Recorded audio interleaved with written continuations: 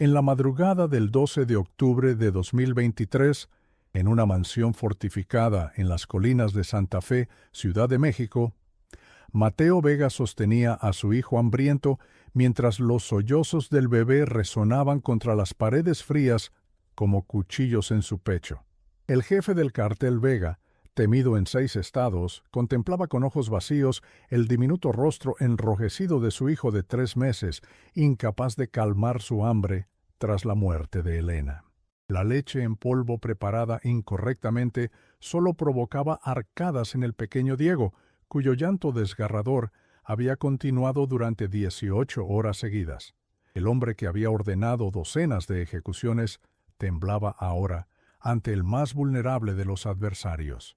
Entonces llegó el golpe en la puerta y apareció ella, Sofía Mendoza, con 6 botellas de leche materna y una dignidad que atravesó las defensas más sofisticadas del México criminal. Esta es la historia de cómo una enfermera lactante transformó al jefe criminal más despiadado de México. Suscríbase ahora para descubrir cómo un acto de compasión puede cambiar incluso al corazón más endurecido por la violencia. Mateo Vega había construido un imperio con sangre y miedo. A sus 38 años controlaba el tráfico de drogas en 6 estados del norte de México. Manejaba una red de políticos corruptos que le debían favores y tenía a su disposición un ejército de sicarios que ejecutaban sus órdenes sin cuestionar. La mansión donde vivía en Santa Fe, uno de los barrios más exclusivos de Ciudad de México, era una fortaleza disfrazada de lujo. Muros de 6 metros coronados por alambre de púas disimulado entre bugambilias, cámaras de vigilancia ocultas en estatuas ornamentales y guardias armados que patrullaban día y noche bajo la apariencia de jardineros y personal doméstico. Sin embargo, ahora toda esa protección, todo ese poder, resultaba completamente inútil mientras sostenía a su hijo de 3 meses que lloraba desconsoladamente. Diego Vega había estado llorando durante tantas horas que su pequeño rostro estaba congestionado. Las lágrimas habían dejado surcos en sus mejillas regordetas y sus puñitos se agitaban en el aire con furia desesperada. «Por favor, hijo, por favor», suplicaba Mateo, meciendo torpemente al bebé mientras paseaba por la enorme sala de estar de pisos de mármol italiano y candelabros de cristal. «Papá no sabe qué hacer».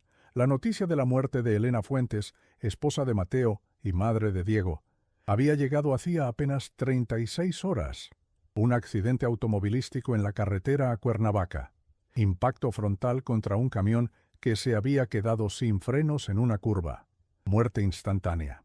Los detalles llegaron a Mateo como fragmentos de una pesadilla mientras estaba en medio de una reunión con sus lugartenientes, discutiendo una nueva ruta de distribución. El mundo de Mateo se había detenido en ese instante.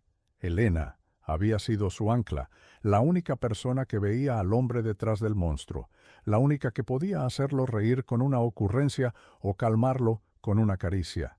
Y ahora se había ido, dejándolo solo con un bebé que apenas conocía. Diego había nacido 3 meses atrás, y Mateo, ocupado expandiendo su imperio, apenas había pasado tiempo con él. Elena era quien se encargaba de todo, lo alimentaba, lo cambiaba, lo arrullaba para dormir. Mateo se limitaba a observarlos desde el marco de la puerta, sonriendo ante la imagen de su esposa amamantando a su hijo, prometiéndose a sí mismo que pronto tendría más tiempo para ellos. Ese tiempo nunca llegó. «¡Héctor!», gritó Mateo, su voz retumbando en la mansión vacía. Elena había insistido en tener poco personal doméstico, prefiriendo la intimidad. Ahora Mateo maldecía esa decisión. Héctor Domínguez, su mano derecha desde hacía 15 años, apareció inmediatamente. Era un hombre de mediana edad, corpulento, con una cicatriz que le atravesaba la mejilla izquierda y ojos que habían visto demasiadas atrocidades para mantener algún brillo de humanidad. «¿Sí, jefe?» «El niño sigue llorando, no quiere la maldita fórmula». Héctor observó incómodo al bebé. En sus 20 años al servicio del cartel, había enterrado cuerpos, torturado informantes y coordinado secuestros. pero nunca había tenido que lidiar con un bebé hambriento. Tal vez deberíamos llamar a alguien, jefe. ¿Un médico? Mateo negó con la cabeza. No confiaba en nadie fuera de su círculo más estrecho, y con razón. Tenía demasiados enemigos dispuestos a aprovechar cualquier debilidad, y un bebé recién nacido era la debilidad definitiva. Ya había perdido a Elena, no podía arriesgarse con Diego. «Prepara otra botella. Debe estar haciendo algo mal». Héctor asintió y desapareció en dirección a la cocina, evidentemente aliviado de escapar de los gritos del bebé. Mateo continuó su caminata, balanceando a Diego, mientras sentía que su propia cordura comenzaba a desmoronarse. El llanto del bebé era como un taladro en su cerebro, un recordatorio constante de su impotencia. Héctor regresó 10 minutos después con otra botella de fórmula. Mateo la tomó y trató de alimentar a Diego, pero el bebé apartó su cabeza, su llanto intensificándose. «Maldita sea», rugió Mateo, la frustración burbujeando bajo su piel. «¿Qué quieres? ¿Qué necesitas?» El bebé, por supuesto, no respondió excepto con más llanto. Mateo miró a Héctor, quien parecía tan perdido como él. «Tal vez deberíamos traer a una de esas... ¿cómo se llaman? ¿Niñeras?», sugirió Héctor. «¿Y confiar en alguna desconocida?», espetó Mateo, «para que le cuente a todos que el gran Mateo Vega no puede calmar a su propio hijo. ¿Para que mis enemigos sepan exactamente dónde encontrarlo durante 16 horas al día?» Héctor bajó la mirada. «Lo siento, jefe. Solo pensaba...»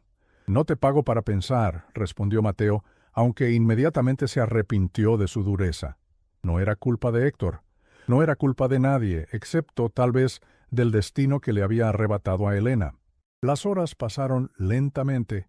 Diego lloró hasta quedarse dormido por puro agotamiento, solo para despertar 30 minutos después, hambriento y más furioso. Mateo intentó con más fórmula, con agua, con un chupete. Nada funcionaba. A la medianoche, desesperado, envió a sus hombres a todas las farmacias abiertas de la ciudad para comprar cada marca de fórmula disponible. Probaron 5 diferentes. Diego las rechazó todas. «Jefe, necesita descansar», dijo Héctor alrededor de las 3 de la mañana. «Yo puedo sostener al niño un rato». Mateo negó con la cabeza. No iba para entregar a su hijo, no cuando ya había fallado en proteger a su esposa. Incluso, si no podía alimentarlo correctamente, al menos podía sostenerlo, podía estar allí para él. A las 7 de la mañana, Mateo estaba sentado en el sofá de la sala principal, sosteniendo a Diego contra su pecho. El bebé ya no lloraba con la misma intensidad. Su voz se había vuelto ronca, su energía estaba agotándose. Esto alarmó a Mateo más que el llanto vigoroso. ¿Los bebés podían deshidratarse? ¿Cuánto tiempo podían pasar sin comer? La culpa lo inundó. Elena nunca habría permitido que esto sucediera. Ella habría sabido qué hacer, cómo calmarlo, cómo alimentarlo. «Lo siento», susurró al oído de su hijo. «Lo siento tanto, mi pequeño. Papá no sabe qué hacer sin tu mamá».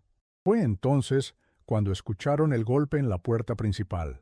Héctor, que dormitaba en un sillón cercano, se puso de pie de un salto, su mano ya en la pistola que llevaba en la cintura. «No estamos esperando a nadie», dijo, entrecerrando los ojos. «Ve a ver quién es», ordenó Mateo, instintivamente acercando a Diego más contra su pecho. «¿Y Héctor?» «Discreto». Héctor asintió y salió de la habitación. Mateo escuchó sus pasos alejándose por el pasillo, luego el sonido de la puerta principal abriéndose, voces bajas, y finalmente pasos regresando, ahora acompañados por otros más ligeros. «Jefe», dijo Héctor apareciendo en la entrada de la sala. «Es la enfermera que atendió a la señora Elena durante el parto. Dice que trae algo para el niño». Detrás de Héctor apareció una mujer de unos 30 años, vestida con uniforme médico azul claro.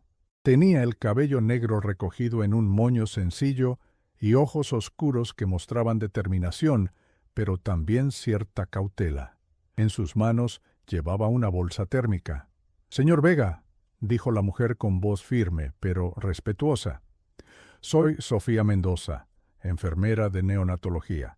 Atendí a su esposa durante el parto de Diego. Lamento mucho su pérdida. Mateo la estudió con desconfianza. No recordaba haberla visto antes, pero los días del nacimiento de Diego habían sido confusos, llenos de personal médico entrando y saliendo de la habitación privada que había arreglado para Elena en la clínica más exclusiva de la ciudad. ¿Cómo supiste que mi esposa había fallecido? ¿Y qué estás haciendo aquí? Sofía no se intimidó ante el tono hostil. La doctora García me informó. Trabajamos juntas en la clínica. Y estoy aquí porque imaginé que Diego podría tener problemas para alimentarse. ¿Qué te hace pensar eso?, preguntó Mateo, aunque el llanto ronco de Diego respondía por sí solo. Su hijo estaba siendo amamantado exclusivamente, explicó Sofía. Muchos bebés que han sido alimentados solo con leche materna tienen dificultades para aceptar la fórmula, especialmente en circunstancias traumáticas. Mateo miró al bebé en sus brazos, cuyo llanto se había convertido en un gemido débil. ¿Y qué propones? Sofía dio un paso adelante, abriendo la bolsa térmica que llevaba. Traje leche materna, señor Vega. Soy donante en el banco de leche del hospital y también tengo un bebé de 6 meses. Esta leche es segura, ha sido analizada y está pasteurizada. Sacó 6 botellas pequeñas, llenas de un líquido blanco amarillento. Mateo las miró como si fueran una aparición. ¿Leche materna? ¿De otras mujeres? Del banco de leche y mía, confirmó Sofía. Es perfectamente seguro y muy común en casos como este. ¿Puedo?, preguntó, extendiendo los brazos hacia Diego. Mateo dudó. No confiaba en nadie, especialmente no con su hijo. Pero Diego llevaba demasiadas horas sin alimentarse adecuadamente, y su instinto paternal, recién despertado por la tragedia, le decía que el bebé necesitaba ayuda urgentemente. Asintió lentamente y permitió que Sofía tomara a Diego en sus brazos. La mujer lo sostuvo con una competencia que Mateo inmediatamente envidió, acomodando la cabeza del bebé en el pliegue de su codo mientras tomaba una de las botellas. «Hola, pequeño Diego», dijo Sofía con voz suave. «Vamos a ponerte algo en ese estómago vacío, ¿sí?» Para asombro de Mateo, cuando Sofía acercó la botella a los labios de Diego, el bebé comenzó a succionar inmediatamente. No hubo rechazo, no hubo arcadas, solo el sonido rítmico de la succión y pequeños ruidos de satisfacción que Mateo no había escuchado en lo que parecía una eternidad. «Está comiendo», dijo, incapaz de ocultar su asombro. Sofía sonrió. «Sí, está comiendo. Su cuerpo reconoce este alimento. Es lo que necesita». Mateo observó la transformación de su hijo. Los puños apretados se relajaron, el rostro congestionado comenzó a recuperar su color normal, y los ojos, antes apretados en agonía, ahora miraban pacíficamente a la mujer que lo alimentaba. «¿Cómo supiste?», comenzó Mateo. «Trabajo con bebés todos los días», respondió Sofía sin apartar la mirada de Diego. «Y sé lo que es perder a alguien importante. Mi hermana falleció hace 3 años dejando a su bebé. Yo la cuidé, así que entiendo un poco por lo que está pasando». Mateo se hundió en el sofá, sintiendo que una parte de la tensión que había mantenido su cuerpo rígido durante las últimas 36 horas comenzaba a disiparse.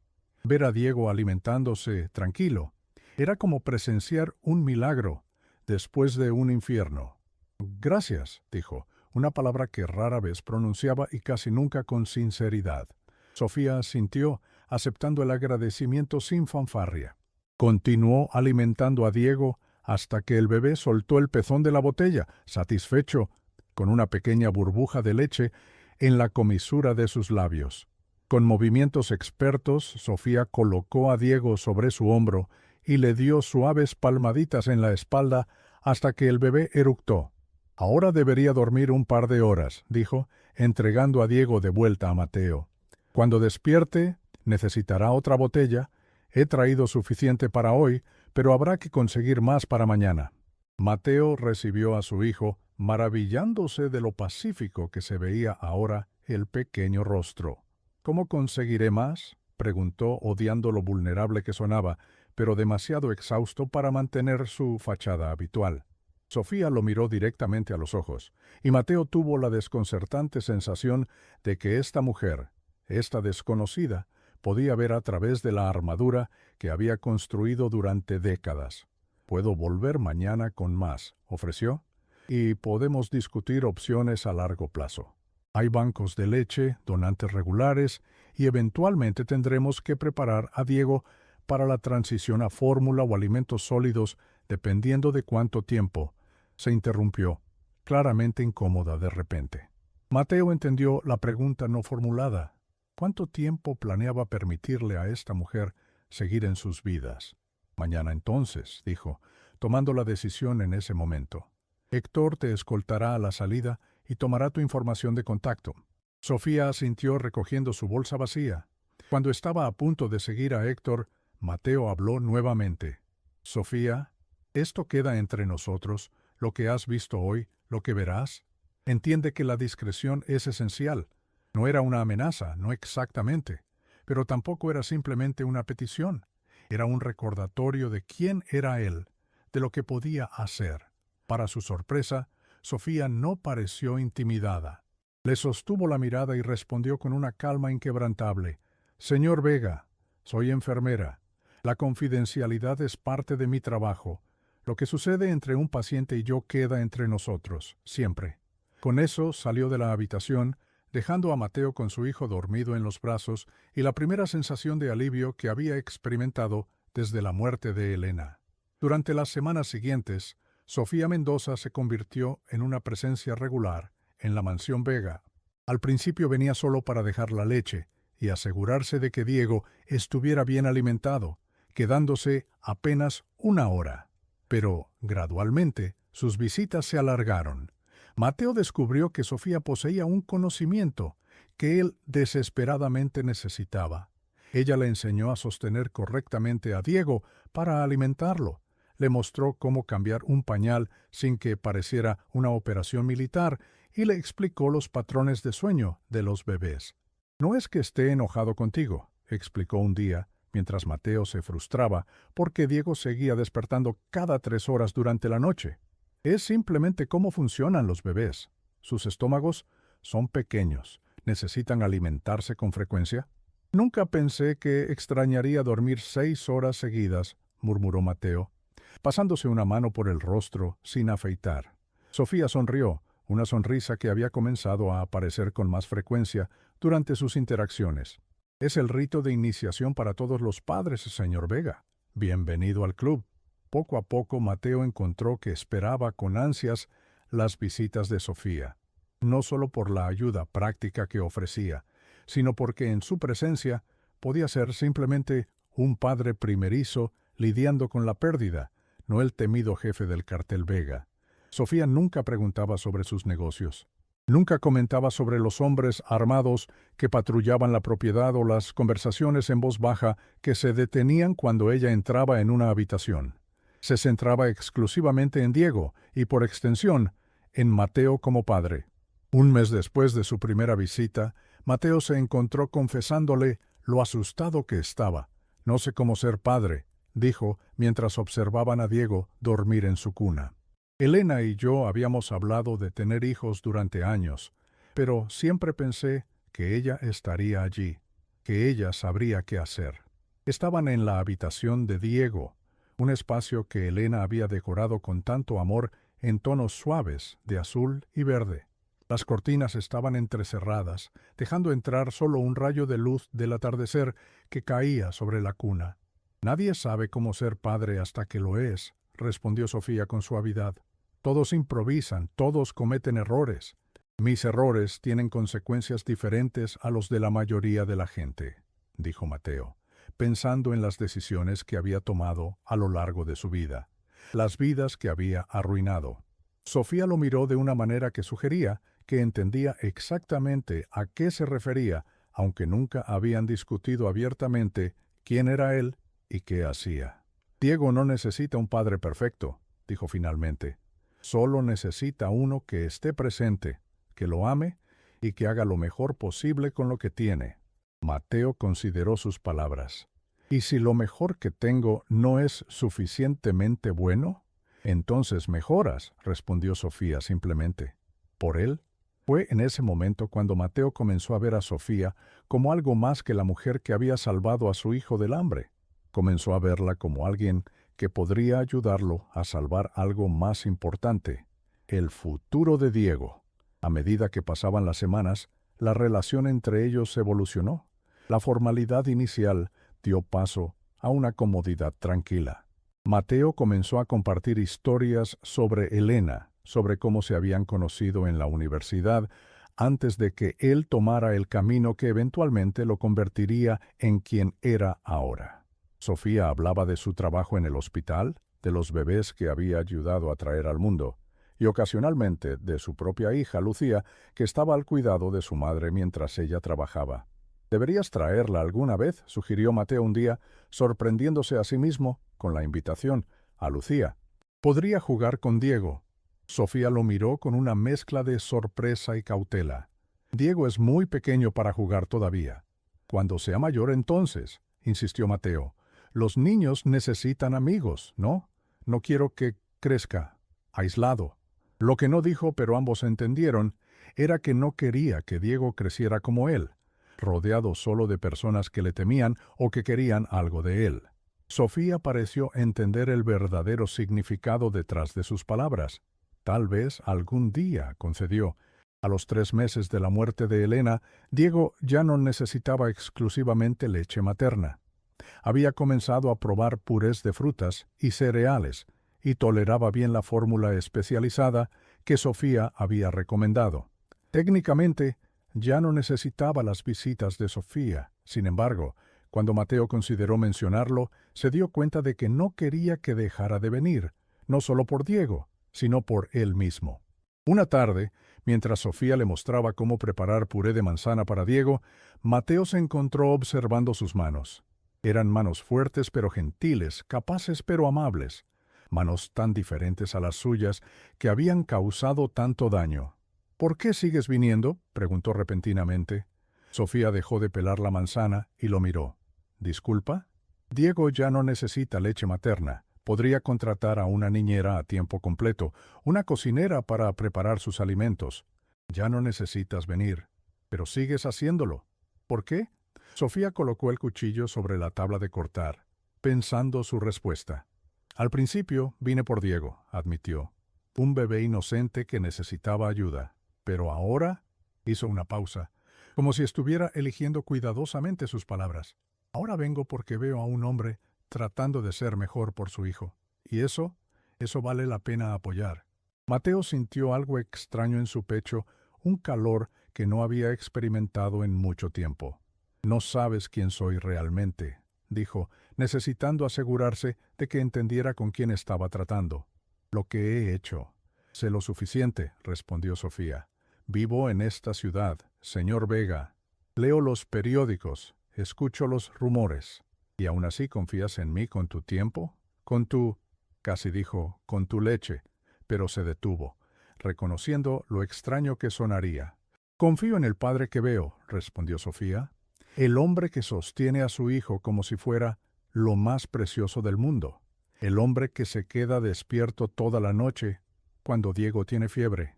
El hombre que me pregunta sobre guarderías y planes de educación para un niño que apenas tiene 6 meses. Mateo se quedó sin palabras. Era como si Sofía hubiera visto una versión de él que ni siquiera él estaba seguro de que existiera. «Soy realista, señor Vega», continuó Sofía. «No soy ingenua sobre quién es usted fuera de estas paredes. Pero aquí, con Diego, aquí veo a alguien que podría elegir un camino diferente». «Es demasiado tarde para mí», dijo Mateo, una verdad que había aceptado hace mucho tiempo. «Tal vez», concedió Sofía, «pero no es demasiado tarde para Diego, y mientras usted siga poniendo a Diego primero, seguiré viniendo». Mateo quería decir algo más, quizás agradecer, quizás desafiar su optimismo, pero en ese momento Diego comenzó a llorar desde su habitación, despertando de su siesta. «Yo voy», dijo Sofía, y Mateo asintió, agradecido por la interrupción. Mientras la veía salir de la cocina, Mateo se dio cuenta de algo inquietante. Sofía Mendoza se estaba convirtiendo en alguien importante para él, y en su mundo las personas importantes se convertían inevitablemente en vulnerabilidades, en objetivos. La realidad de esa verdad golpeó a Mateo una semana después, cuando Héctor entró en su estudio con expresión grave. «Tenemos un problema, jefe», dijo, cerrando la puerta detrás de él. «Los Sinaloa están haciendo preguntas sobre la enfermera». Mateo, que estaba revisando cuentas en su computadora, levantó la mirada bruscamente. «¿Qué tipo de preguntas? ¿Quién es? ¿Por qué viene aquí todos los días, si es importante para usted?» Mateo sintió que su sangre se enfriaba. Los Sinaloa eran sus principales rivales, un cartel que había intentado absorber el territorio de los Vega durante años. Si estaban preguntando por Sofía, solo podía significar una cosa. Estaban buscando un punto débil, una forma de presionarlo. ¿Cómo se enteraron de ella? Héctor se encogió de hombros. Probablemente tienen a alguien en el hospital, o quizás la han seguido. Viene aquí regularmente desde hace meses, jefe. No es exactamente un secreto. Mateo cerró su laptop, su mente acelerándose. Aumenta la seguridad. Quiero 2 hombres vigilando su apartamento, otros 2 en el hospital. Y cuando venga aquí, escolta personal en todo momento. Sí, jefe, asintió Héctor. Pero, ¿no sería más sencillo simplemente terminar con esto? Diego ya está comiendo bien. La enfermera ha cumplido su propósito. Mateo fulminó a Héctor con la mirada. Sofía no es la enfermera. Se detuvo, inseguro de cómo definirla. Es importante para Diego. Héctor mantuvo sabiamente su expresión neutra. Como diga, jefe, organizaré la seguridad. Después de que Héctor salió, Mateo se quedó contemplando la situación. Había mantenido a Sofía en un compartimento separado de su vida real, pretendiendo que sus visitas existían en algún tipo de burbuja protegida. Ahora esa ilusión se estaba rompiendo. Cuando Sofía llegó esa tarde, Mateo notó inmediatamente la tensión en el ambiente. Los guardias estaban más visibles, más alerta. Héctor personalmente escoltó a Sofía desde la entrada hasta la sala donde Mateo esperaba con Diego. ¿Ocurre algo?, preguntó Sofía mientras entregaba a Diego a Mateo. Hay el doble de guardias que ayer. Mateo consideró mentir, decirle que era solo una precaución de rutina, pero algo en él se resistió a la idea de mentirle a Sofía. «Necesitamos hablar», dijo, «después de que Diego se duerma». Sofía asintió, aunque Mateo pudo ver la preocupación en sus ojos. Pasaron la siguiente hora como de costumbre, jugando con Diego en la alfombra de la sala, celebrando cómo el bebé ahora podía sentarse sin apoyo durante varios segundos antes de tambalearse. A los 7 meses, Diego era un bebé alegre y saludable, con los ojos oscuros de su madre y la mandíbula fuerte de su padre. Su risa se había convertido en el sonido favorito de Mateo, un sonido que se hizo más frecuente desde que Sofía había entrado en sus vidas. Finalmente, después de la cena y el baño, Diego se quedó dormido. Mateo y Sofía bajaron al estudio, un espacio que hasta ahora había estado fuera de límites para ella. «Siéntate, por favor», dijo Mateo, señalando uno de los sillones de cuero frente a su escritorio. Sofía se sentó, su postura rígida revelando su nerviosismo. «Tengo enemigos», comenzó Mateo directamente, «personas que matarían por verme caer, personas que usarían cualquier debilidad, cualquier persona que me importe». «Lo sé», dijo Sofía en voz baja. «Siempre lo he sabido, pero quizás no entiendes completamente lo que eso significa», continuó Mateo.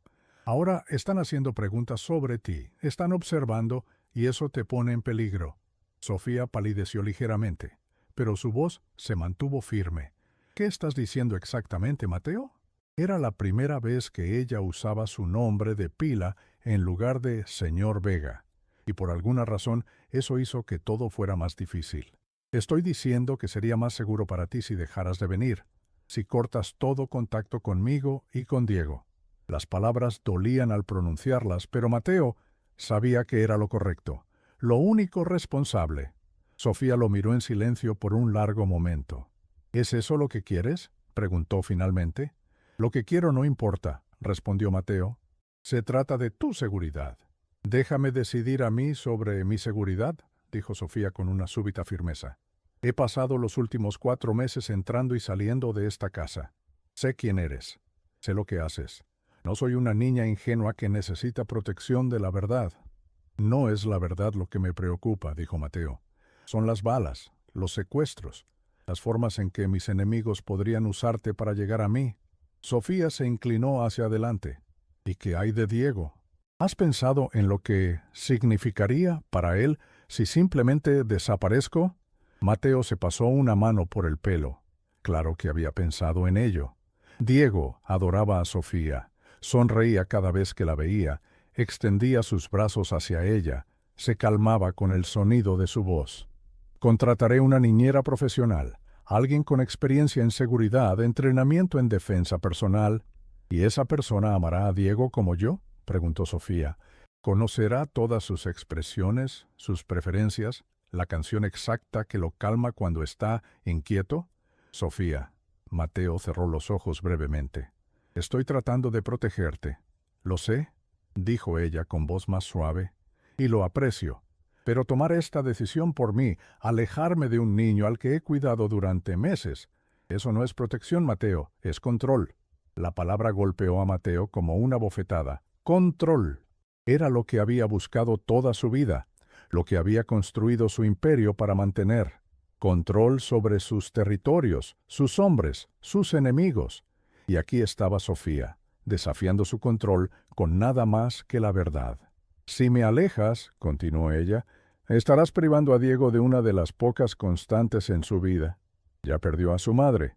También debería perder a la única otra figura materna que conoce. No es tan sencillo, protestó Mateo. Nunca dije que lo fuera, respondió Sofía. Pero hay otras soluciones además de cortar todo contacto. Podría venir con menos frecuencia. Podrías aumentar la seguridad. Podríamos encontrar lugares más seguros para reunirnos. Mateo la estudió, admirando su determinación a pesar de sí mismo. ¿Por qué harías esto? ¿Por qué arriesgarte? La expresión de Sofía se suavizó. Porque me importan tú y Diego. Porque durante los últimos 4 meses he visto a un hombre cambiar, crecer, convertirse en un padre, y eso es algo por lo que vale la pena arriesgarse. Algo se agitó en el pecho de Mateo, un sentimiento que había estado ignorando durante semanas. Hay otra opción, dijo lentamente, sorprendiéndose incluso a sí mismo. Una que garantizaría tu seguridad y te mantendría en la vida de Diego. Sofía lo miró con curiosidad. ¿Cuál? Podrías quedarte aquí, permanentemente, bajo mi protección, dentro de estos muros. La propuesta quedó suspendida entre ellos, cargada de implicaciones no dichas. ¿Como empleada?, preguntó Sofía, su voz cuidadosamente controlada. Como lo que quieras ser, respondió Mateo, sosteniéndole la mirada. Como la persona que Diego necesita, como la persona que yo necesito. Sofía inhaló bruscamente. Mateo, no puedes simplemente... Lo sé, la interrumpió. Sé que es repentino. Sé que no soy... que mi vida no es... Se detuvo, frustrado por su incapacidad para expresar lo que sentía. Solo te estoy dando otra opción, piénsalo. Sofía se levantó claramente abrumada. Necesito tiempo. Y también está Lucía, mi hija. No puedo simplemente... Por supuesto, dijo Mateo rápidamente, tu hija también estaría protegida. Ambas. Sofía asintió lentamente. Lo pensaré. Pero por ahora no voy a desaparecer de la vida de Diego, no a menos que me lo pidas directamente, no por mi seguridad, sino porque es lo que tú quieres. Con eso salió del estudio, dejando a Mateo contemplando una posibilidad que nunca había considerado, una vida con Sofía como algo más que la enfermera que había salvado a su hijo. Los días siguientes fueron tensos. Mateo duplicó la seguridad alrededor de Sofía, asignando guardaespaldas que la seguían discretamente al hospital y de regreso a su apartamento. Héctor informó que los Sinaloa seguían haciendo preguntas, pero no habían hecho ningún movimiento concreto. Sofía seguía viniendo, aunque sus interacciones habían adquirido un nuevo nivel de complejidad.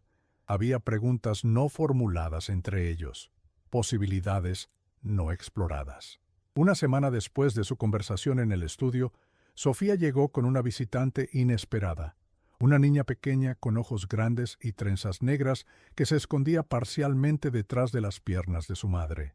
«Mateo», dijo Sofía cuando Héctor las escoltó a la sala principal, «esta es Lucía, mi hija». Mateo, que estaba sentado en el suelo jugando con Diego, se levantó lentamente. Nunca había visto a la hija de Sofía, aunque sabía de su existencia.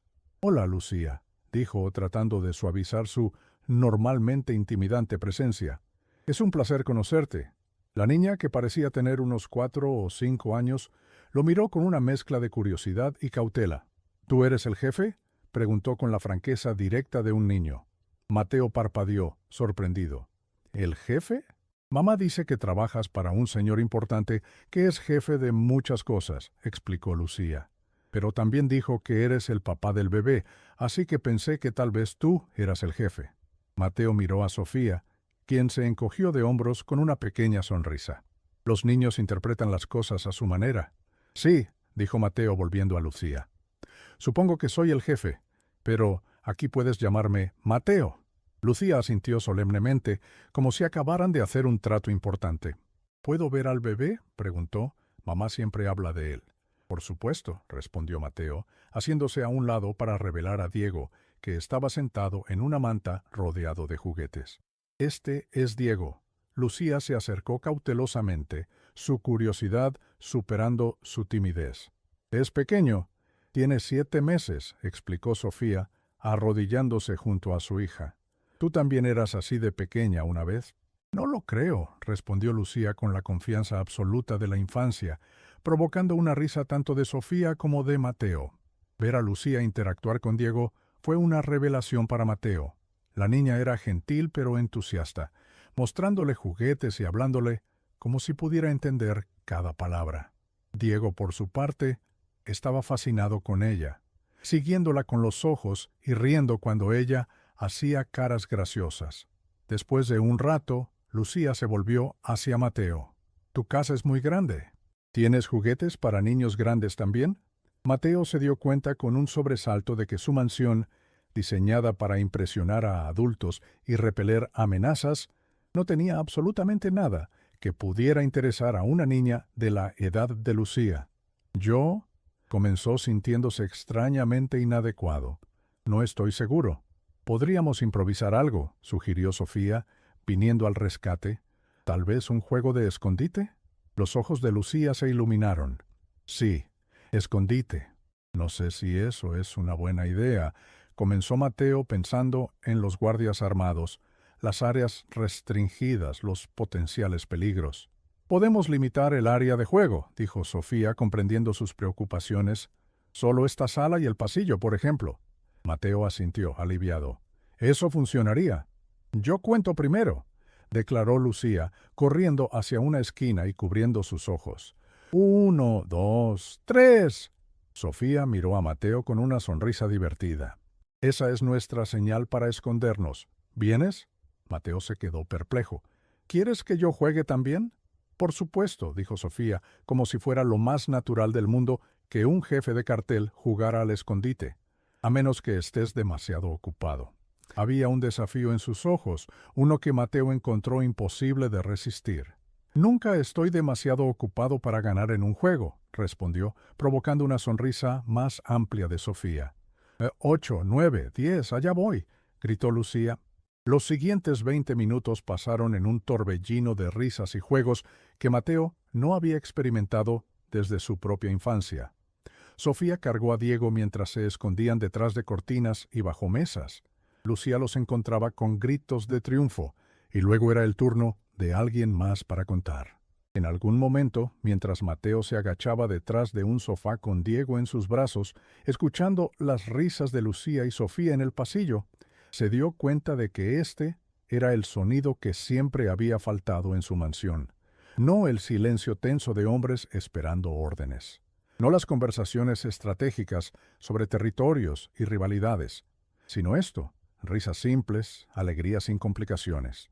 Cuando finalmente era hora de que Lucía y Sofía se fueran, Mateo se encontró resistiéndose a la idea. «Podrían quedarse a cenar», ofreció mientras Héctor esperaba para escoltarlas fuera. Sofía pareció tentada, pero negó con la cabeza. Lucía tiene escuela mañana. Necesita acostarse temprano. Otro día, entonces, insistió Mateo. Otro día, acordó Sofía. Mientras las veía marcharse, con Lucía agitando entusiastamente la mano hacia él y Diego, Mateo tomó una decisión. No podía seguir viviendo en dos mundos separados, el mundo violento y peligroso del cartel y este nuevo mundo de juegos infantiles y risas que Sofía y los niños representaban. Algo tenía que cambiar. Y por primera vez en su vida, Mateo Vega estaba considerando si ese algo podría ser el mismo. La oportunidad de discutir ese cambio nunca llegó.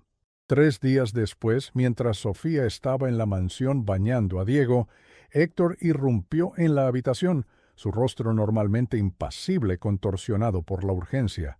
«Jefe, tenemos una situación. Los Sinaloa han hecho un movimiento». Mateo estaba inmediatamente alerta. ¿Qué tipo de movimiento? Héctor miró significativamente hacia Sofía, quien estaba envolviendo a Diego en una toalla. «Puedes hablar delante de ella», dijo Mateo. Héctor asintió brevemente. «Han secuestrado a la niña. A Lucía. La tomaron cuando salía de la escuela hace una hora». El mundo pareció detenerse. Mateo miró a Sofía, cuyo rostro había perdido todo color. «¿Lucía?», susurró, su voz apenas audible. «¿Mi hija?». Héctor asintió gravemente. «Lo siento, señora. Mis hombres estaban vigilando, pero los Sinaloa enviaron un equipo grande. Superaron a nuestros guardias». Sofía se tambaleó, y Mateo se movió rápidamente para sostenerla, tomando a Diego de sus brazos temblorosos. «Héctor, llama a Ana», ordenó Mateo, refiriéndose a una de las pocas mujeres en su organización, quien ocasionalmente ayudaba con Diego. «Dile que venga inmediatamente para cuidar al bebé». Héctor asintió y salió rápidamente.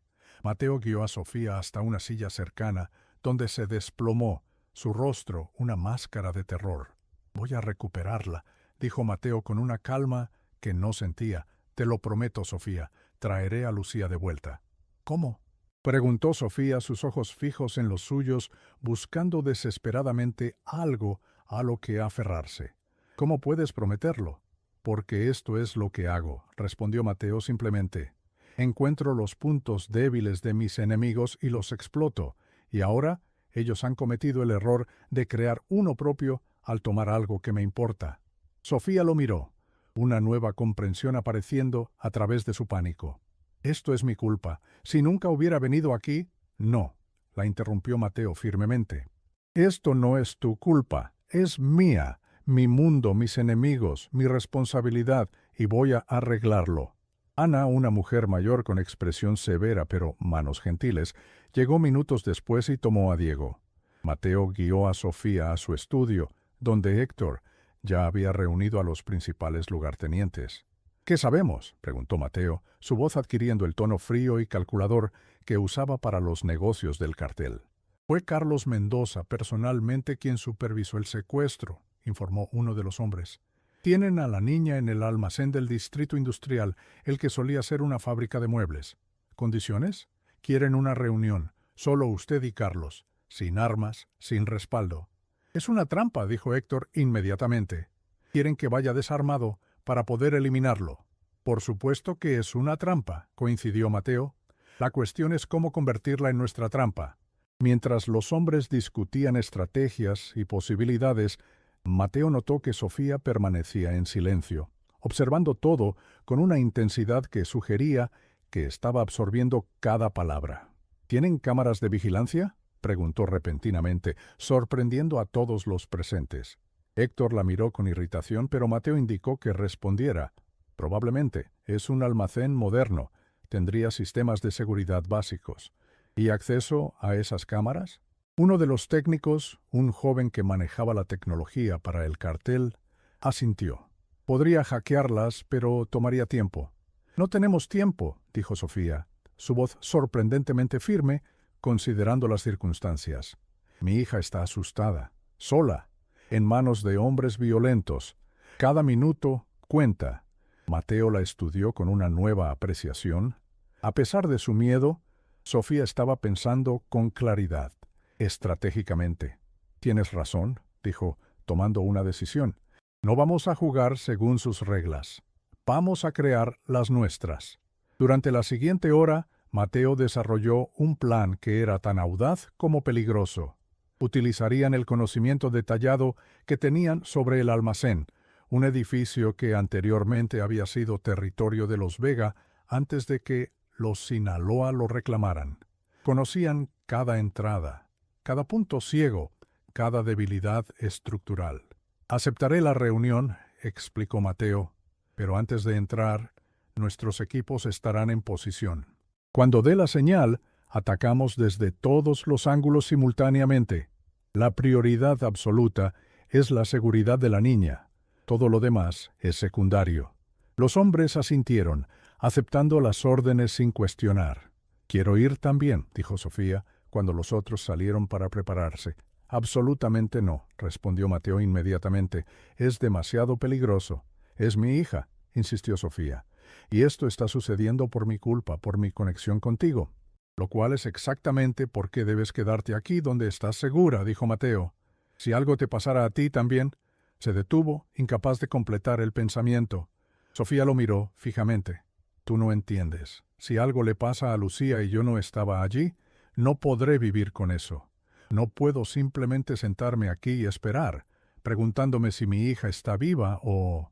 Su voz se quebró, y Mateo sintió que algo en su interior se quebraba con ella. Conocía ese sentimiento, ese terror absoluto de perder a alguien que amas. Lo había experimentado cuando Elena murió y nuevamente durante esas primeras semanas con Diego, cuando se sentía tan completamente inadecuado para la tarea de mantener vivo a un ser tan pequeño. «Te mantendré en el perímetro exterior», concedió finalmente, «con Héctor y un equipo completo de seguridad. No entrarás al almacén hasta que yo personalmente confirme que es seguro. ¿Entendido?». Sofía asintió, el alivio visible en su rostro. «Gracias». Mientras Mateo se preparaba para la operación, se encontró reflexionando sobre cómo había llegado a este punto. Hace 5 meses era un viudo destrozado sosteniendo a un bebé hambriento que no podía alimentar. Ahora estaba a punto de arriesgar todo, su vida, su imperio, por la hija de una mujer que había llegado a su puerta con botellas de leche materna. La vida tenía un sentido del humor extraño, pensó Mateo, mientras se ponía un chaleco antibalas bajo su camisa. O tal vez era el universo balanceando las escalas, por cada acto de violencia que había cometido. Ahora se le pedía un acto de protección. Cuando salió de su habitación, encontró a Sofía esperando en el pasillo, vestida con ropa oscura y práctica que alguien debe haberle proporcionado. Su rostro estaba pálido, pero determinado. «Vamos a traerla de vuelta», dijo Mateo, y no era una promesa vacía o un consuelo fácil. Era una declaración de intención absoluta. Sofía asintió, y juntos bajaron las escaleras hacia la guerra que les esperaba. El almacén se alzaba contra el cielo nocturno como un monumento oxidado a tiempos mejores, cuando la industria de la zona estaba en auge. Ahora era solo otro edificio abandonado reconvertido para el comercio ilícito. Mateo detuvo su vehículo blindado a una distancia segura, mientras sus hombres tomaban posiciones estratégicas alrededor del perímetro. Héctor estaba a cargo de mantener a Sofía segura en una ubicación a 2 cuadras de distancia, desde donde podría ser traída rápidamente una vez que el área estuviera asegurada. «Todos en posición», informó el técnico a través del canal encriptado en el oído de Mateo. «Sensores térmicos detectan aproximadamente 15 personas dentro. Un cuerpo pequeño en la oficina del segundo piso. Probablemente la niña». Mateo asintió, absorbiendo la información. 15 hombres no eran demasiados, considerando que tenía 30 de los suyos rodeando el lugar. Pero no se trataba de números. Se trataba de entrar y salir con Lucía ilesa. «Recuerden, sin bajas innecesarias», instruyó por la radio. «Queremos que esto sea quirúrgico. Entrar, asegurar a la niña, salir». Respiró profundamente y salió del vehículo, caminando hacia la entrada principal del almacén, con las manos visiblemente vacías. Como había sido acordado en las negociaciones, venía solo y desarmado. Al menos eso es lo que parecía. 2 guardias lo recibieron en la entrada, lo registraron rápidamente y luego lo escoltaron al interior. El espacio principal del almacén estaba pobremente iluminado, con solo unas pocas luces industriales arrojando sombras largas a través de maquinaria abandonada y cajas apiladas.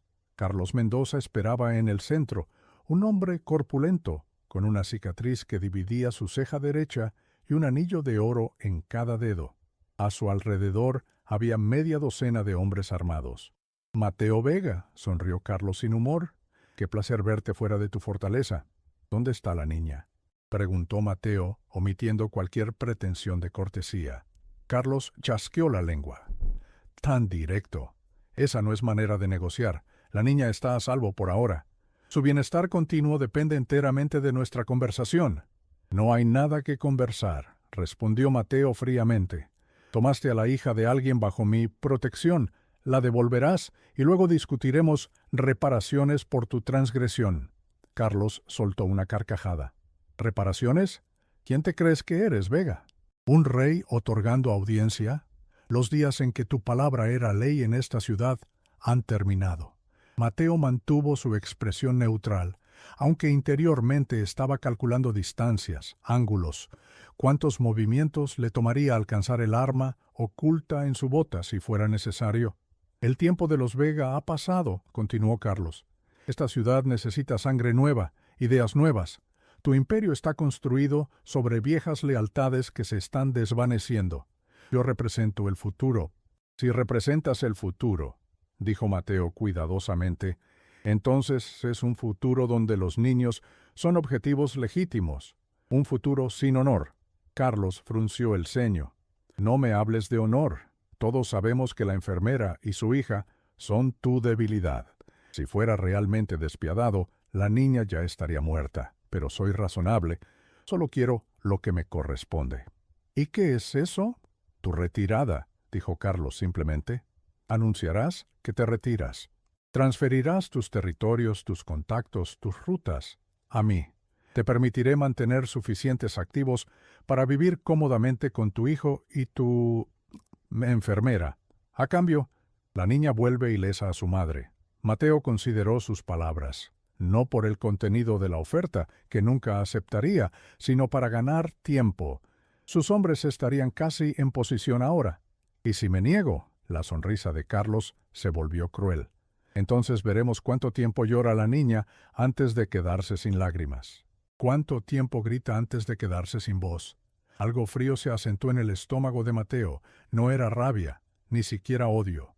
Era certeza absoluta. Carlos Mendoza tenía que morir, no por territorios o poder o venganza, sino porque había amenazado a una niña inocente para conseguir lo que quería. «Veo que necesitas tiempo para considerarlo», dijo Carlos, interpretando mal el silencio de Mateo. «Te daré hasta medianoche. Después de eso, comenzaré a enviar a la niña de vuelta en piezas». Mateo asintió lentamente, como si estuviera absorbiendo los términos. Entonces, discretamente, ajustó el anillo en su dedo índice derecho, girando la piedra hacia su palma. «Realmente eres todo lo que dicen, Carlos», dijo, su voz deliberadamente conversacional, mientras levantaba la mano para rascarse la barbilla, un gesto casual que también servía para presionar un pequeño botón en el anillo. La señal fue enviada, y el infierno se desató. Simultáneamente, ventanas explotaron en todos lados, mientras los hombres de Mateo entraban en equipos coordinados. Granadas de aturdimiento detonaron, llenando el espacio con destellos cegadores y ruido ensordecedor. Carlos y sus guardaespaldas fueron tomados completamente por sorpresa, disparando ciegamente mientras trataban de orientarse. Mateo ya estaba en movimiento. En el caos inicial, rodó detrás de una caja de metal, sacó el arma de su bota y disparó con precisión letal a los dos hombres más cercanos a él. Luego comenzó a moverse hacia las escaleras que llevaban al segundo piso, donde los sensores habían detectado a Lucía. A su alrededor, sus hombres se movían con la eficiencia de soldados de élite, neutralizando sistemáticamente la resistencia. Habían entrenado para esto, se habían preparado específicamente para este almacén, conocían cada rincón y grieta. Mateo alcanzó las escaleras y comenzó a subirlas, manteniéndose agachado. Por su auricular podía escuchar actualizaciones de la batalla. Sección este asegurada. 4 hostiles neutralizados, avanzando hacia el objetivo. En el segundo piso, un pasillo largo conducía a varias oficinas. Mateo se movió silenciosamente, revisando cada habitación mientras avanzaba. Vacía, vacía, vacía. Finalmente llegó a la última puerta. Estaba cerrada con llave. Sin dudar, Mateo disparó a la cerradura y pateó la puerta para abrirla. Dentro, una niña pequeña estaba acurrucada en la esquina más alejada, sus ojos enormes con terror, sus mejillas manchadas de lágrimas. Lucía. Junto a ella, un hombre con una pistola la sujetaba por el brazo, usándola como escudo. «¡Atrás!», gritó el hombre. «¡Atrás, o la mato!». Mateo evaluó la situación en un instante. El hombre estaba asustado, sudando, el tipo de guardia de bajo nivel, al que probablemente le habían ordenado vigilar a la niña sin esperar que hubiera un asalto a gran escala. «Suéltala», dijo Mateo con calma mortal. «Suéltala y vivirás». «No», Carlos dijo. El hombre presionó el cañón contra la sien de Lucía, quien sollozó, pero no gritó. El tiempo pareció ralentizarse para Mateo. Vio el dedo del hombre tensándose en el gatillo, vio los ojos de Lucía cerrándose con fuerza, y vio el disparo perfecto, el único disparo que tenía entre el hombro de la niña y el cuello del secuestrador. Disparó. La bala atravesó limpiamente el cuello del hombre, quien soltó a Lucía y se desplomó contra la pared, su pistola cayendo inofensivamente al suelo. Lucía se quedó congelada por un segundo, luego corrió hacia Mateo, arrojándose a sus brazos con fuerza sorprendente. Él la levantó, sosteniéndola contra su pecho mientras ella enterraba su rostro en su hombro. «Te tengo», murmuró, su voz más suave de lo que había sido en años. «Estás a salvo ahora. Vamos a llevarte con tu mamá». Por su auricular escuchó la actualización que había estado esperando. Objetivo principal asegurado. Carlos Mendoza neutralizado. Con Lucía segura en sus brazos, Mateo comenzó el descenso. El almacén ahora estaba silencioso, excepto por las comunicaciones cortas y profesionales de sus hombres asegurando el perímetro. Cuando emergió al área principal, vio el cuerpo de Carlos Mendoza tendido boca abajo en un charco de sangre. Varios disparos precisos en su espalda. Mateo no sintió satisfacción ni triunfo, solo un profundo alivio de que esta parte, al menos, hubiera terminado. «Trae a Sofía», ordenó a Héctor a través de la radio. «La tenemos, está a salvo». Mientras esperaban, Mateo se sentó en una caja, aún sosteniendo a Lucía, quien no había soltado su agarre ni dicho una palabra. «¿Estás herida?», preguntó suavemente. «¿Te hicieron daño?». Lucía negó contra su hombro, luego levantó la cabeza ligeramente. «Tenía miedo», susurró. «Pero sabía que vendrías». Mateo la miró sorprendido. «¿Lo sabías?». Ella asintió con la solemne certeza de la infancia. «Mamá dijo que eres el hombre más fuerte y valiente que conoce, y que nunca dejarías que nada malo nos pasara». Las palabras golpearon a Mateo con fuerza inesperada. ¿Era así como Sofía lo veía? ¿Como un protector, no un destructor? Antes de que pudiera procesar esto completamente, escuchó pasos apresurados. Sofía apareció en la entrada, su rostro una máscara de pánico y esperanza. «¡Mamá!», gritó Lucía, la primera palabra que había dicho en volumen normal desde que Mateo la había encontrado. Mateo bajó a la niña, quien corrió hacia su madre. Sofía cayó de rodillas, envolviendo a Lucía en un abrazo que parecía querer fusionarlas en una sola persona. Lágrimas corrían libremente por su rostro mientras besaba la cabeza de su hija una y otra vez, murmurando palabras de consuelo y alivio. Mateo las observó, un nudo extraño formándose en su garganta. Había visto muchas cosas en su vida: violencia, muerte, traición. Pero este amor puro e incondicional entre madre e hija, le pareció más poderoso que cualquier arma que hubiera empuñado. Cuando finalmente Sofía levantó la mirada hacia él, sus ojos comunicaron un mundo de emociones que las palabras no podían capturar. Gratitud, sí, pero también algo más, algo que hacía que el corazón de Mateo latiera de una manera que no había experimentado desde Helena. «Vamos a casa», dijo simplemente. Y en ese momento la palabra casa adquirió un significado completamente nuevo para Mateo Vega. El regreso a la mansión fue silencioso. Lucía, agotada por el trauma y la adrenalina, se quedó dormida en el regazo de su madre en el asiento trasero del vehículo blindado. Sofía la sostenía como si temiera que pudiera desvanecerse si aflojaba su agarre. Mateo conducía personalmente, habiéndoles dado a sus hombres órdenes de manejar la situación en el almacén. Habría consecuencias, por supuesto. La muerte de Carlos Mendoza desataría una tormenta en el inframundo criminal de la ciudad, pero eso era un problema para mañana. Cuando llegaron, encontraron a Ana esperando en la entrada con Diego, dormido en sus brazos. El bebé despertó cuando escuchó la puerta principal abrirse, y sus ojos se iluminaron al ver a Sofía. «Gracias, Ana», dijo Mateo, tomando a su hijo. «Puedes irte ahora». La mujer asintió y se fue discretamente, sin hacer preguntas sobre los acontecimientos de la noche o la niña dormida en brazos de Sofía. Mateo guió a Sofía hacia arriba, a la suite de invitados más grande, que rara vez se usaba. «Pueden quedarse aquí esta noche», dijo, encendiendo las luces para revelar una habitación elegante, con una cama king size y un diván que podría servir como cama para Lucía. «Mañana hablaremos». Sofía asintió, colocando suavemente a Lucía en el diván y quitándole los zapatos. «Te traeré algo de ropa», ofreció Mateo, moviéndose hacia la puerta. «Mateo», la voz de Sofía lo detuvo. «Gracias por salvar a mi hija, por arriesgarte así». Él se volvió sosteniendo a Diego contra su pecho. «No tienes que agradecerme. Lo que Carlos hizo, tomar a una niña», negó con la cabeza, incapaz de expresar completamente su disgusto. No podía permitirlo. Sofía lo estudió en silencio por un momento, y luego dijo algo que cambiaría todo. «No eres el hombre que crees que eres». Mateo frunció el ceño, confundido. «¿Qué quieres decir?» «El hombre que crees ser», continuó Sofía. «El hombre que el mundo ve. Ese hombre no habría arriesgado su vida por la hija de una enfermera. Ese hombre habría calculado los costos, habría considerado que era demasiado peligroso, demasiado arriesgado para su imperio». Mateo quería protestar, decir que por supuesto que habría actuado, que era una cuestión de honor, pero las palabras se atascaron en su garganta, porque sabía que tenía razón.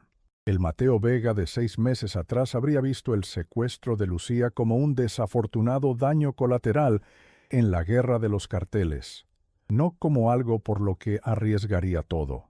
«La forma en que me miraste cuando entraste a ese almacén con Lucía en tus brazos», continuó Sofía, su voz suave pero firme, «como si hubieras encontrado algo precioso que no sabías que estabas buscando. Eso no es el Mateo Vega que el mundo teme, es el Mateo Vega que podría ser si eligiera serlo». Diego se agitó en los brazos de Mateo, bostezando ampliamente. El movimiento lo trajo de vuelta al presente, recordándole que su hijo necesitaba descansar después de este largo día. «Hablaremos mañana», dijo, su voz más ronca de lo normal. «Descansa, Sofía». Salió de la habitación antes de que pudiera responder, necesitando espacio para procesar sus palabras.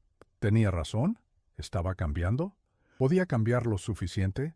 En la habitación de Diego, Mateo acostó suavemente a su hijo, quien ya estaba volviendo a dormirse. Observó el rostro pacífico del bebé, tan ajeno al peligro y la violencia que habían definido este día. «Tu mamá me dijo una vez que tenía grandes planes para ti», susurró Mateo, acariciando la mejilla de Diego. «Quería que fueras doctor o maestro, algo que ayudara a la gente. Nunca lo que yo soy». Diego se movió en su sueño, sus pequeños dedos agarrando el pulgar de Mateo por un momento antes de relajarse nuevamente. «¿Y si pudiera darte eso?», continuó Mateo, la idea formándose mientras hablaba. «¿Y si pudiera darte un padre del que pudieras estar orgulloso? Una vida donde no tengas que mirar sobre tu hombro, donde no heredes enemigos junto con mi nombre». La idea, una vez formada, se negó a desaparecer. ¿Y si realmente pudiera salir? ¿Retirarse del cartel, del mundo criminal que había sido su realidad durante tanto tiempo? No sería fácil, por supuesto. Uno no simplemente renunciaba a un cartel como si fuera un trabajo corporativo. Habría consecuencias, complicaciones, peligros. Pero por primera vez, Mateo se permitió considerar la posibilidad de una vida diferente, una vida con Diego. Y tal vez con Sofía y Lucía también. Con esa idea revolucionaria germinando en su mente, Mateo finalmente se dirigió a su propia habitación. Mañana sería un nuevo día, y tenía mucho que planear. La mañana siguiente trajo consigo una claridad que Mateo no había experimentado en años. Había dormido sorprendentemente bien, y despertó con una determinación renovada. Después de revisar a Diego, quien aún dormía pacíficamente, Mateo se dirigió a su estudio. Héctor ya lo esperaba allí, su expresión sombrío. Los Sinaloa están en caos, reportó sin preámbulos. La muerte de Carlos ha creado un vacío de poder. Sus lugartenientes están peleando entre ellos por el control. Mateo asintió, absorbiendo la información. ¿Represalias? Todavía no. Están demasiado ocupados con sus luchas internas. Pero vendrán eventualmente, a menos que aprovechemos la situación, completó Mateo. ¡Qué conveniente! Héctor lo miró con curiosidad. ¿Jefe? Mateo se sentó detrás de su escritorio, considerando cuidadosamente sus próximas palabras. Héctor, ¿cuánto tiempo llevamos trabajando juntos? 15 años, jefe, respondió Héctor, claramente desconcertado por la pregunta. ¿En todo ese tiempo alguna vez te he preguntado qué quieres? No para el cartel, sino para ti mismo. Héctor parpadeó, sorprendido. No, señor, no es así como funcionan las cosas. No, no lo es, coincidió Mateo. Y eso es parte del problema, ¿no crees? Todos estamos tan atrapados en este sistema que olvidamos preguntarnos si es lo que realmente queremos. Héctor parecía cada vez más confundido y ligeramente alarmado. ¿Se siente bien, jefe? Mateo sonrió ligeramente. Nunca me he sentido más claro, en realidad. Héctor, voy a salir. No del negocio inmediatamente, aclaró al ver la expresión de shock de su lugarteniente, sino gradualmente, un retiro planificado, y quiero que tú tomes el control cuando me vaya. Héctor se quedó completamente inmóvil, como si temiera que cualquier movimiento pudiera romper lo que claramente consideraba una ilusión. ¿Yo? Preguntó finalmente. ¿Por qué yo? Porque eres leal, porque conoces el negocio tan bien como yo, y porque, a diferencia de la mayoría, nunca has disfrutado de la violencia por sí misma, respondió Mateo honestamente. La has aceptado como una necesidad, pero nunca has buscado excusas para infligirla. Esa es la clase de moderación que se necesitará para lo que tengo en mente. ¿Y qué es exactamente lo que tiene en mente? Mateo se reclinó en su silla, exponiendo su visión. No era una disolución del cartel, eso sería ingenuo e imposible. Más bien, era una transformación gradual. Una retirada de las operaciones más violentas y destructivas. Una reinversión en negocios legítimos que ya poseían como frentes. Un cambio que tomaría años, pero que eventualmente podría permitirle a Mateo retirarse con Diego a una vida lejos del peligro constante. Los Sinaloa débiles nos dan una oportunidad perfecta para comenzar, explicó. En lugar de una guerra sangrienta para eliminarlos, propondremos una fusión. Absorberemos sus territorios y operaciones bajo nuestro control, ofreciendo protección y estabilidad a cambio de lealtad. Héctor escuchó todo esto con expresión cada vez más pensativa. Es ambicioso, dijo finalmente, y arriesgado. Muchos no entenderán por qué no simplemente aplastamos a los Sinaloa mientras están débiles. Esa es precisamente la razón por la que te necesito al frente cuando me retire, respondió Mateo. Necesito a alguien que pueda ver más allá de la satisfacción inmediata de la violencia y hacia beneficios a largo plazo. Héctor asintió lentamente, comenzando a procesar la magnitud de lo que Mateo estaba proponiendo. ¿Cuál es el primer paso? Primero, asegurarnos de que nadie más intente lo que Carlos hizo, dijo Mateo, su tono endureciéndose. Necesito que quede absolutamente claro que cualquier amenaza a mi familia, incluidas Sofía y Lucía, se pagará 10 veces peor que lo que le sucedió a Carlos. Eso puedo arreglarlo, dijo Héctor con confianza. Y después, Después comenzamos las negociaciones con los lugartenientes de Carlos. Discreción absoluta. Nada debe filtrarse hasta que estemos listos para anunciar los cambios. La conversación continuó durante horas, refinando planes, considerando contingencias. Para cuando terminaron, Mateo se sentía agotado pero optimista. Mientras Héctor se preparaba para salir, se detuvo en la puerta. «Jefe, Mateo, ¿puedo preguntar qué provocó esto?» «Hace 6 meses nunca habrías considerado retirarte». Mateo consideró la pregunta. Hace 6 meses sostenía a un bebé hambriento que no podía alimentar. Me sentí completamente impotente por primera vez desde que era un niño. Y entonces llegó Sofía y me mostró otra forma de ver el mundo, de ver a mi hijo, de verme a mí mismo. Héctor asintió, pareciendo entender. «Es una buena mujer». «Lo es», coincidió Mateo. Y anoche, cuando Lucía me dijo que sabía que yo vendría por ella porque su madre le había dicho que yo era fuerte y valiente, negó con la cabeza, todavía asombrado por la memoria. Me di cuenta de que quería ser el hombre que Sofía cree que puedo ser, no el hombre que he sido. Con una última mirada de comprensión, Héctor salió, dejando a Mateo solo con sus pensamientos que fueron interrumpidos momentos después por un suave golpe en la puerta. Sofía estaba allí, con Lucía a su lado y Diego en sus brazos. «Buenos días», dijo con una pequeña sonrisa. «Espero que no te importe que hayamos ido a buscar a Diego cuando despertó». Parecía hambriento. «Por supuesto que no me importa», respondió Mateo levantándose para saludarlas apropiadamente. «¿Cómo estás, Lucía? ¿Dormiste bien?» La niña asintió, aunque Mateo notó que se mantenía más cerca de su madre que de costumbre. El trauma de la noche anterior no desaparecería rápidamente, pero al menos no parecía temerle, lo que era un alivio. «Estamos por desayunar», explicó Sofía. «¿Te gustaría acompañarnos?» «Me encantaría», respondió Mateo, saliendo del estudio para unirse a ellas. El desayuno fue una experiencia sorprendentemente normal. Lucía comenzó a relajarse gradualmente, especialmente cuando Diego la miraba con absoluta adoración y trataba de alcanzarla desde su silla alta. Sofía preparó panqueques, insistiendo en que ella podía cocinar en lugar de esperar a que el personal lo hiciera. Era doméstico, era tranquilo, era todo lo que Mateo nunca había sabido que quería.